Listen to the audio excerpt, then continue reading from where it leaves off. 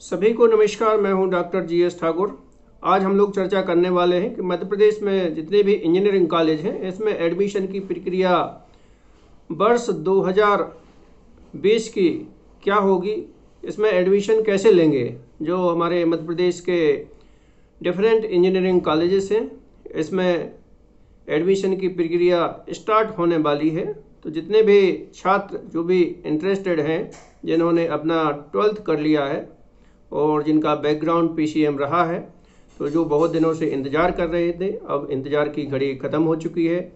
तो मध्य प्रदेश शासन ने इसका शेड्यूल जारी कर दिया है। जो भी काउंसलिंग है, इसकी काउंसलिंग इंजीनियरिंग कॉलेज में एडमिशन लेने की जो काउंसलिंग की प्रक्रिया है, ये 3 चरणों में संपन्न होंगी। प्रथम चरण, द्वितीय चरण और CLC राउंड, ऐसे 3 राउंड हैं। लगभग इसकी जो प्रक्रिया है सरकार ने पूरी तैयारी कर ली है।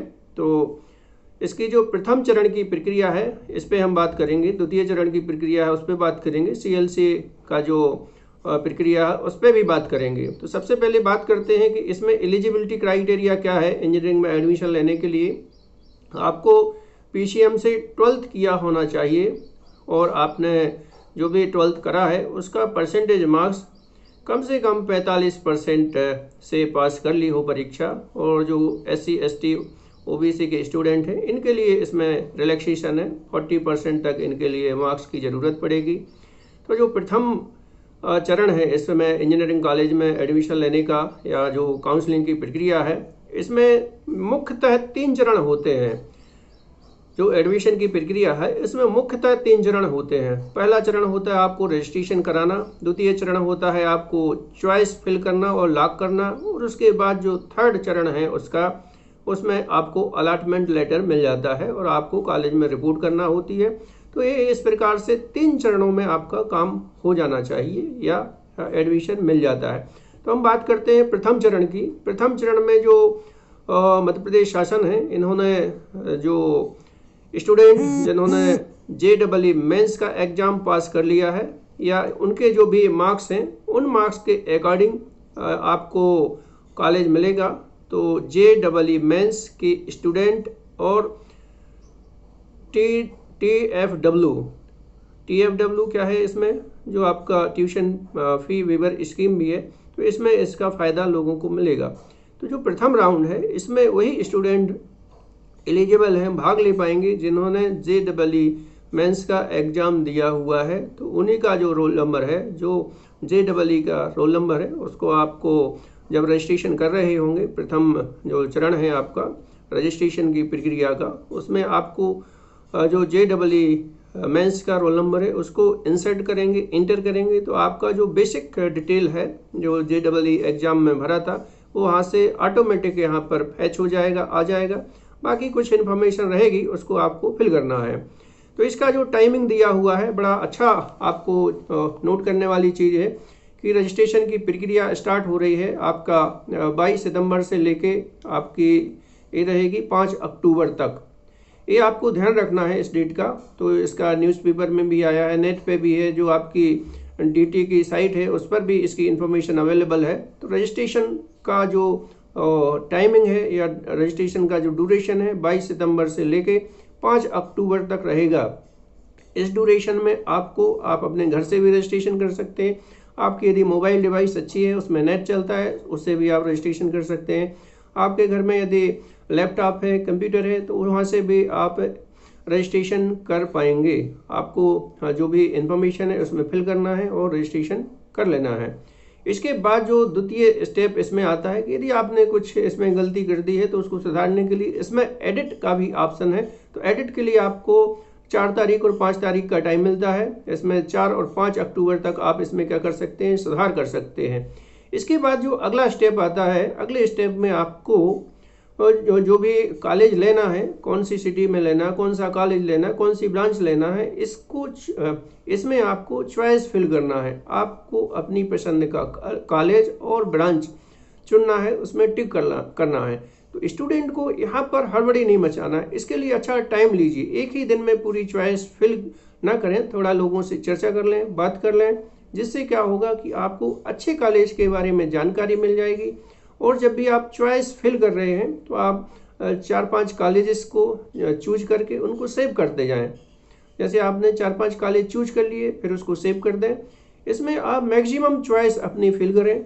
इससे क्या होगा कि आपको कोई ना कोई कॉलेज अलॉट जरूर हो जाएगा।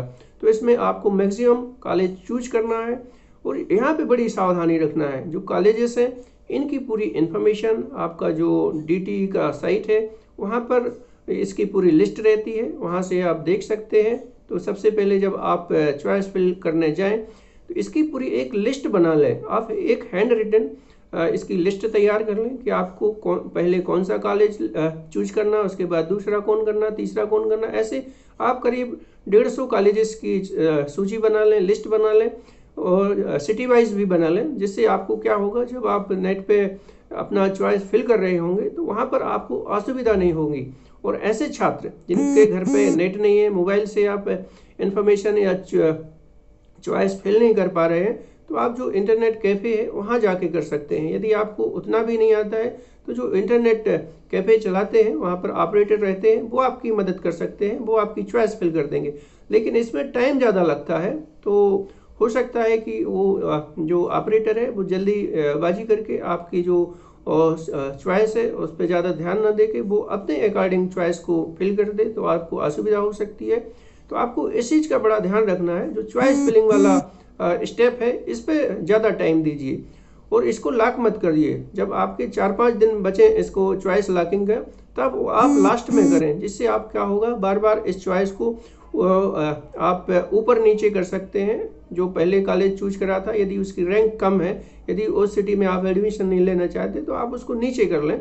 जिससे क्या होगा कि आपके पास एक पर्याप्त समय रहेगा और आप चॉइस फिल कर सकेंगे और आपको जो अच्छा कॉलेज है वो मिलने की संभावना रहेगी। तो आप सबसे पहले क्या करें, रजिस्ट्रेशन करें। यदि एडिट करना है, कुछ इन्फॉर्मेशन गलत भर गई है तो उसको एडिट कर लें। उसके बाद जो चॉइस लॉकिंग का टाइम दिया हुआ है, इसमें 24 सितंबर से लेके आपको 7 अक्टूबर तक का टाइम दिया हुआ है। तो स्टूडेंट को ये बड़ा लंबा टाइम दिया हुआ है, करीब 13 डेज का टाइम दिया हुआ है चॉइस फिलिंग का और लॉक करने का। जब आप चॉइस लॉक करेंगे तो वहाँ पर आपको पेमेंट करना होगा। तो यहाँ पर एक पेमेंट का ऑप्शन आता है, आपको पेमेंट करना होगा। जब पेमेंट करेंगे तभी आपकी चॉइस लॉक होगी। तो ये बड़ा ध्यान रखना है स्टूडेंट को।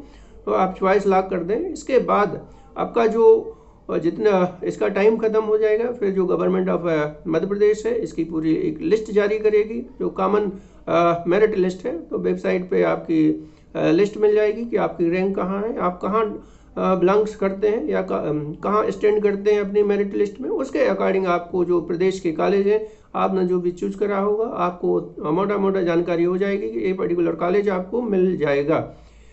इसके बाद जो नेक्स्ट स्टेप होता है वो होता है अलॉटमेंट, कि आपको अलॉटमेंट लेटर जारी होना है। तो जो भी आपने इंफॉर्मेशन फिल करी है या जो भी आपने रजिस्ट्रेशन करा है, तो उसके अकॉर्डिंग आपको कॉलेज अलॉट हो जाएगा। इसका जो ड्यूरेशन दिया हुआ है 12 अक्टूबर से लेके 16 अक्टूबर के बीच में आपका अलॉटमेंट लेटर मिल जाएगा। आपको इसमें रिपोर्ट भी करना है और आपको वेरिफिकेशन भी करना है। तो जब आप रजिस्ट्रेशन कर रहे हैं तो रजिस्ट्रेशन करते टाइम बड़ा ध्यान रखना है कि आपको आपका आय प्रमाण पत्र, जाति प्रमाण पत्र और निवास प्रमाण पत्र आपको स्कैन कॉपी अपलोड करना है। आपका ऑनलाइन ही वेरिफिकेशन होना है, आपको कॉलेज या कहीं हेल्प सेंटर पर वेरिफिकेशन करने नहीं जाना है। तो इस बार गवर्नमेंट ऑफ MP ने बड़ी सुविधा आपको प्रदान की है कि यदि आपको वेरिफिकेशन कराने की ज़रूरत नहीं है। जो भी आप डॉक्यूमेंट अपलोड करेंगे, डिजिटल डॉक्यूमेंट है, स्कैन कॉपी है, वो जो भी वहाँ के अधिकारी हैं, जो भी वहाँ के ऑफिसर्स हैं, वो इसको वेरीफाई कर लेंगे। तो आपको कहीं पर डॉक्यूमेंट वेरीफाई करने के लिए कहीं जाने की ज़रूरत नहीं है। तो आपका अलॉटमेंट हो जाता है और रिपोर्ट भी करना है। आपको 12 से 16 अक्टूबर तक का टाइम दिया हुआ है। यदि आपको लगता है कि आपको जो डिजायर्ड कॉलेज है जिसकी आपको ज़रूरत थी वो नहीं मिला है, तो यहाँ पर एक ऑप्शन और देती है मध्य प्रदेश शासन कि आप इसमें अपग्रेड का ऑप्शन चूज कर सकते हैं। उदाहरण के रूप में आपको यदि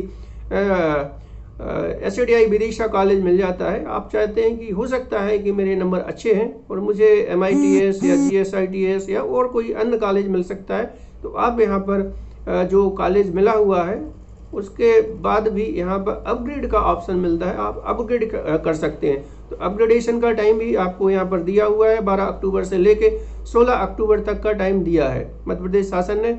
इस ड्यूरेशन में आप आपको अपना जो भी चॉइस है उसको अपग्रेड कर सकते हैं। इसमें एक चीज़ बड़ी ध्यान रखने वाली है कि जो आपको सीट अलाट हो गई है, जो कॉलेज आपको अलाट हो गया है, वो तो आपके पास रहेगा ही। यदि आपको हो सकता है अपग्रेड होके ऊपर वाला कॉलेज भी मिल जाए, यदि नहीं मिलता है तो जो आपके पास कॉलेज है वह आपके पास रहेगा ही।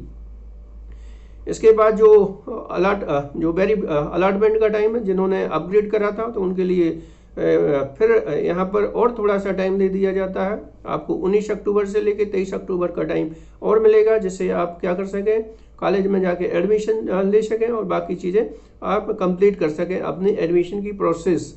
तो ये हो गई आपकी फर्स्ट जो राउंड है। फर्स्ट राउंड में एडमिशन कैसे लेना है इसकी पूरी प्रक्रिया। फर्स्ट राउंड में केवल और केवल वही स्टूडेंट एलिजिबल हैं, वही स्टूडेंट भाग ले पाएंगे जिन्होंने जेई मेंस का एग्ज़ाम दिया हुआ है, जिन्होंने जेई मेंस के एग्ज़ाम में अपीयर हुए हैं, कितने भी मार्क्स उनके आए हों तो वो रजिस्ट्रेशन करा सकते हैं इसमें। इसके बाद सेकंड राउंड स्टार्ट करती है मध्य प्रदेश सरकार। यदि जो भी सीटें खाली रह जाती हैं, जो भी मध्य प्रदेश के इंजीनियरिंग कॉलेज हैं, इनमें एडमिशन लेने के लिए जो भी सेकंड राउंड है उसमें जो बची हुई सीटें हैं उन पर एडमिशन लेना है। तो इसमें वह सारे स्टूडेंट एलिजिबल होंगे जिन्होंने जेई का एग्ज़ाम दिया है और जिन्होंने नहीं दिया है। तो दोनों प्रकार के स्टूडेंट इस राउंड में भाग ले पाएंगे। जिन्होंने JEE मेंस का एग्ज़ाम दिया है वो भी जो बच गए हैं, और जिन्होंने JEE मेंस का एग्ज़ाम नहीं दिया है। कहने का मतलब ये है कि 12वीं के जो अंक हैं, 12वीं के जो मार्क्स हैं, उसके आधार पर एडमिशन सेकेंड राउंड में स्टार्ट होंगे। तो सेकेंड राउंड कब से स्टार्ट होता है इस पर हम लोग चर्चा करते हैं। सेकेंड राउंड स्टार्ट होने का जो टाइम दिया है, इसमें भी वही स्टेप हैं जो आपके फर्स्ट राउंड में थे कि रजिस्ट्रेशन की प्रक्रिया होगी, इसके बाद आपका चॉइस फिलिंग होगी और अलॉटमेंट होगा और आपको कॉलेज में रिपोर्ट करना है। तो ये 3 स्टेप हैं। इसमें जो मेजर स्टेप है 3 स्टेप है, रजिस्ट्रेशन, आपका चॉइस फिलिंग और अलॉटमेंट। तो आपका सेकेंड राउंड में यही प्रोसीजर है, यही आपका जो स्टेप्स हैं फॉलो करना है। तो सेकंड स्टेप आपका जो सेकंड राउंड है कब से स्टार्ट हो रहा है और किस किस के लिए स्टार्ट हो रहा है। ये दोनों टाइप के स्टूडेंट के लिए स्टार्ट हो रहा है। जिन्होंने JEE मेंस का एग्ज़ाम दिया है वह स्टूडेंट भी इसमें अप्लाई कर सकते हैं, और जिन्होंने नहीं दिया है वो स्टूडेंट भी इसमें अपना रजिस्ट्रेशन करा सकते हैं। कहने का मतलब ये है कि जो 12वीं के आपके मार्क्स हैं, फिजिक्स केमिस्ट्री मैथमेटिक्स से आप पढ़े हुए हैं और आपके जो मार्क्स हैं 45% से एबव हैं या इक्वल हैं, तो वो सारे स्टूडेंट इसमें एलिजिबल हैं। तो इसमें रजिस्ट्रेशन की प्रक्रिया स्टार्ट हो रही है। 13 अक्टूबर से लेकर 24 अक्टूबर का टाइम दिया हुआ है आपको रजिस्ट्रेशन करने का। तो आपको ऑनलाइन रजिस्ट्रेशन करना है। इसकी जो लिंक है आपको जो DTE की साइट है वहाँ पर मिल जाती है, dt.mponline.gov.in। ये आपकी DT की साइट है, यहाँ पर आपको इंटर करना है या सर्च कर लेंगे गूगल में तो भी मिल जाएगी, या आपकी DT की साइट है उस पर भी आप इसको देख सकते हैं। तो MP ऑनलाइन के माध्यम से आपका रजिस्ट्रेशन होना है। तो MP ऑनलाइन के थ्रू आप इसका क्या करें, रजिस्ट्रेशन करा लें। तो रजिस्ट्रेशन आपका कब से स्टार्ट हो रहा है सेकंड राउंड का, 13 अक्टूबर से लेकर 24 अक्टूबर तक का टाइम दिया हुआ है मध्य प्रदेश सरकार ने। सेकंड राउंड में आप रजिस्ट्रेशन करा सकते हैं, और जो JEE मेंस के स्टूडेंट हैं जिन्होंने ये एग्ज़ाम दिया है उनके लिए भी सेकंड राउंड में 19 से 24 अक्टूबर का टाइम दिया हुआ है। इसके बाद यदि आपको कुछ इन्फॉर्मेशन एडिट करना है तो 25 से 26 अक्टूबर तक का टाइम दिया हुआ है। इसके बाद आपको मिलता है चॉइस लॉक करने का टाइम और चॉइस फिल करने का टाइम। तो ये भी लंबा टाइम यहाँ पर दिया हुआ है चॉइस फिल करने का, 21 से लेकर 27 तारीख तक का। 21 अक्टूबर से लेकर 27 अक्टूबर का टाइम दिया हुआ है। जो स्टूडेंट अपना रजिस्ट्रेशन करा चुके हैं, रजिस्ट्रेशन करते टाइम आपको डिफरेंट इन्फॉर्मेशन फिल करना है और उसमें अपने डॉक्यूमेंट अपलोड करना है, आय प्रमाण पत्र, जाति प्रमाण पत्र, निवास प्रमाण पत्र, और भी जो भी इन्फॉर्मेशन आपको डिजायर्ड होगी वो आप अपलोड कर दें। कॉपी को स्कैन कर लें जो भी वहाँ पर है। बाकी आपकी 10th की मार्कशीट, 12th की मार्कशीट ऑटोमेटिक वेरीफाई हो जाती है। तो आप उसका रोल नंबर इंसर्ट करते हैं, वहाँ से ऑटोमेटिकली वेरीफाई हो जाती है। और जो इसका चॉइस लॉक का टाइम दिया हुआ है और फिल करने का ये दिया हुआ है 21 अक्टूबर से लेकर 27 अक्टूबर तक का। इसके बाद आपकी कॉमन मेरिट लिस्ट वेबसाइट पे अपलोड होगी। इसका भी 28 तारीख डेट दिया हुआ है, 5 बजे तक उपलब्ध हो जाएगी। तो स्टूडेंट आप अपना स्टूडेंट अपना नाम देख सकते हैं कि मेरिट में वो कहाँ स्टैंड करते हैं। इसके बाद जो अगला राउंड आता है, इसी में रजिस्ट्रेशन कर लिया, चॉइस भी फिल कर ली, इसके बाद आपको कॉलेज अलॉट हो जाएगा। तो कॉलेज अलॉट होने का जो इन्फॉर्मेशन है, लेटर है, आपके पास पहुंच जाएगा, या जहां पर आपने रजिस्ट्रेशन करा है वहां आप उसको देख सकते हैं। तो अलॉटमेंट का टाइम यहाँ पर दिया है 2 नवंबर से लेके 6 नवंबर तक का टाइम दिया है। यहाँ पर भी आपको अपग्रेडेशन का टाइम मिलेगा और आप कॉलेज में एडमिशन ले सकते हैं। वहाँ पे जो भी नेसेसरी इन्फॉर्मेशन है वो आपको वहाँ से मिल जाएगी और नेसेसरी फीस वगैरह सबमिट करके कॉलेज में जाकर एडमिशन ले सकते हैं। तो एक कब से कब तक का टाइम दिया है, 2 नवंबर से लेकर 6 नवंबर तक का। ये 2 राउंड कंप्लीट होने के बाद इसका तीसरा राउंड होता है कि जो भी आपका, यदि आपको फर्स्ट राउंड में एडमिशन नहीं मिला, सेकंड राउंड में एडमिशन नहीं मिला, या आप वंचित रह गए हैं, तो इसका थर्ड राउंड होता है, उसको बोलते हैं कॉलेज लेवल काउंसलिंग, CLC भी बोलते हैं इसको। तो इसमें भी मध्य प्रदेश शासन ने स्टूडेंट को बड़ी अच्छी सुविधा प्रदान की है कि सबसे पहले वो रजिस्ट्रेशन कर लें। कब से कब तक का टाइम दिया है इसमें, 5 नवंबर से लेकर 13 नवंबर तक का टाइम दिया है रजिस्ट्रेशन करने का। इसके बाद आपको कॉलेज में उपस्थित होना होगा, क्योंकि CLC में जब आप कॉलेज में एडमिशन लेते हैं तो वहाँ पर जाके ही आपको अपीयर होना पड़ता है, उपस्थित होना पड़ता है, तभी आपको CLC की जो काउंसलिंग उसका फ़ायदा मिल पाता है। तो इसका जो टाइम दिया हुआ है कि आपको फिजिकली उपस्थित होना है 12 नवंबर से लेकर 13 नवंबर तक। जो भी कॉलेज में आप एडमिशन लेना चाहते हैं तो उस कॉलेज में आप फिजिकली उपस्थित हो जाए अपने डॉक्यूमेंट लेके, लेकिन आपको रजिस्ट्रेशन पहले कराना होगा। रजिस्ट्रेशन कराने का जो टाइम दिया है 5 नवंबर से लेके 13 नवंबर तक का टाइम दिया है, और यहाँ पर फिजिकल अपीयर होने का टाइम दिया है 11 नवंबर से लेकर 13 नवंबर तक। इन जो डेट दिए, इन डेट्स में आप जिस कॉलेज में आप एडमिशन चाहते हैं वहाँ पर उपस्थित हो सकते हैं। तो ये पूरी कंप्लीट प्रक्रिया है किसकी, मध्य प्रदेश में जितने भी इंजीनियरिंग कॉलेज हैं, चाहे प्राइवेट हो, चाहे गवर्नमेंट हो, चाहे आपके सेमी गवर्नमेंट हो, सभी में एडमिशन की जो प्रक्रिया है यही है, ऑनलाइन प्रक्रिया है। तो आपको किसी लोगों की ज़्यादा बातों में नहीं आना है, आपको डिसीजन खुद लेना है, जिससे क्या हो सके कि जो आप कॉलेज चाहते हैं, जिसमें आपको एडमिशन चाहिए है, जिसमें आप पढ़ना चाहते हैं, वही कॉलेज आपको मिल जाएगा। ये तो बड़ी अच्छी जानकारी है, बड़ी अच्छी सुविधा है, जिससे आपको डिजायर्ड कॉलेज मिल जाएगा। यहाँ पर स्टूडेंट को एक जानकारी और मैं देना चाहता हूँ कि ऐसे स्टूडेंट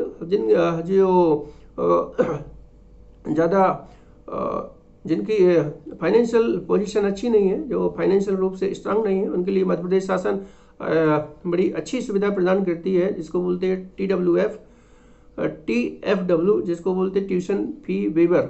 ये tuition fee waiver scheme Madhya Pradesh शासन चलाती है। जो भी आर्थिक रूप से सक्षम स्टूडेंट नहीं है, जिनके माता पिता की वार्षिक आय 6 लाख से कम है, उनको ट्यूशन फीस पूरी की पूरी माफ़ हो जाती है। चाहे कोई भी प्रकार का कॉलेज हो, चाहे गवर्नमेंट कॉलेज हो, चाहे प्राइवेट कॉलेज हो, चाहे आपका सेल्फ फाइनेंसिंग कॉलेज हो, या कोई ग्रांटेड कॉलेज हो, तो सभी में फी वेव ऑफ हो जाती है, मतलब माफ़ हो जाती है। कौन सी फीस माफ़ होती है, सिर्फ और सिर्फ ट्यूशन फी माफ़ होगी। तो ये सारी प्रक्रिया जो मैं बता रहा था किसकी है, एडमिशन लेने की। जितने भी इंजीनियरिंग कॉलेज हैं इसमें एडमिशन कैसे लिया जा सकता है, तो इसमें एडमिशन की प्रक्रिया पूरी ऑनलाइन है, बड़ी पारदर्शी है, कहीं पर आपको ज़्यादा कंफ्यूज नहीं होना है।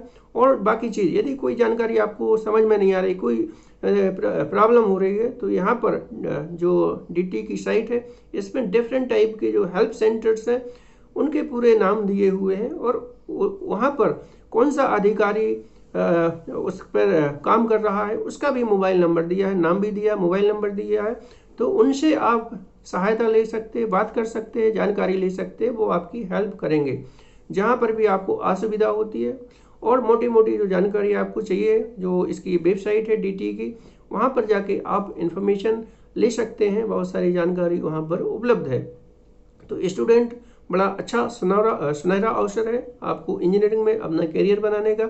और ये लॉकडाउन की वजह से बहुत सारी इन्फॉर्मेशन स्टूडेंट तक नहीं पहुंच पाती है, इसलिए इस वीडियो के माध्यम से आप तक ये इन्फॉर्मेशन पहुंच सके कि आपको इंजीनियरिंग में दाखिला कैसे मिलेगा। जो इस साल कोरोना की वजह से थोड़ा सा इसका सेशन डिले हो गया है, तो आपको चिंता करने की बिल्कुल ज़रूरत नहीं है। आपको अपनी पढ़ाई को जारी रखना है, और मध्य प्रदेश में जो भी इंजीनियरिंग कॉलेज है जिसमें आप एडमिशन चाहते हैं, उसकी प्रक्रिया 22 सितंबर से स्टार्ट हो रही है। तो इसमें भाग जरूर लें, और जिन्होंने JEE मेंस का एग्ज़ाम नहीं दिया है तो वो भी एडमिशन ले सकते हैं, लेकिन उनको सेकंड राउंड में एडमिशन की प्रक्रिया में सम्मिलित होना पड़ेगा।